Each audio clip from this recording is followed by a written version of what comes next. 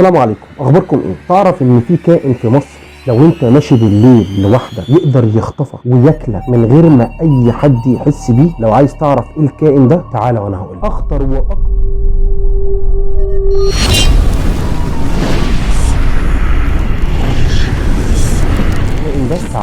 اخطر واكتر كائن مرعب في مصر، ممكن يخليك ماشي في منطقه ضلمه ويخطفك ويبدا ياكلك من غير ما حد يحس بيه. قبل ما ابدا الفيديو، لو عجبك الفيديو ما تنساش تشترك مع اخوك وتفعل الجرس علشان تشوف الحلقات اللي جايه اول ما تنزل. ويلا نبدا القصه. صاحب القصه بيقول: في يوم خرجت انا واخويا بالليل، والمنطقه اللي حوالينا كلها زراعه بحكم ان انا عايش في منطقه ريفيه وكده، واحنا ماشيين احنا الاتنين جنب الارض بدانا نحس بحركه غريبه. الزرع كان عمال يتحرك شمال ويمين بشكل مش طبيعي، والحركه دي كانت طول ما احنا ماشيين، مش مثلا في حته معينه وبعد كده خلاص الحركه دي راحت، لا، طول ما احنا ماشيين في اتجاه جنبنا الاراضي الزراعيه الحركه دي ورانا، وكأن في حاجه ماشيه جنبنا في الزرع. انا واخويا خفنا وقلنا بسم الله الرحمن الرحيم في ايه، وقعدنا نقرا قران طول ما احنا ماشيين. كان كل اللي في دماغنا ان شيطان، عفريت، حاجه يعني من اللي بتخوف دي، لغايه ما سمعنا صوت زمجره كده. ساعتها اتاكدنا ان ده حيوان مش جن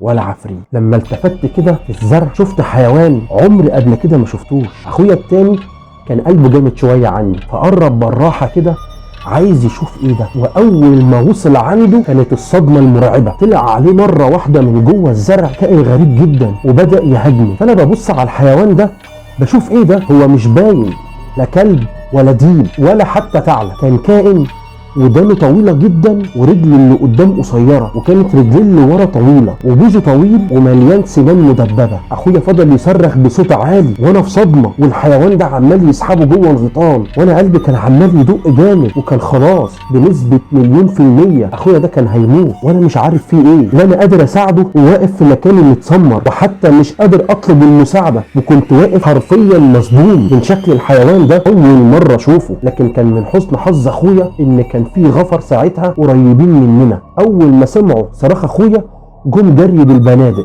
واحد من الغفره ضربه بالبندقيه اللي معاه موت، وعرفت بقى ساعتها ان ده كان السلعوه. وعرفنا برضو وقتها ان الكائن ده كان خاطف 5 اطفال وواكلهم في نفس المنطقه، وكان اخويا كان هيكون السادس. وطبعا اخويا كان في عضه على رجله وكان في عضه في ايده، وكان اتبهدل ساعتها. ومن يومها بقينا نخاف جدا جدا نمشي من نفس الطريق ده واحنا رايحين او احنا جايين نجيب طلباتنا بس، وربنا سترها والحمد لله. ودي كانت نهاية القصة. سلام.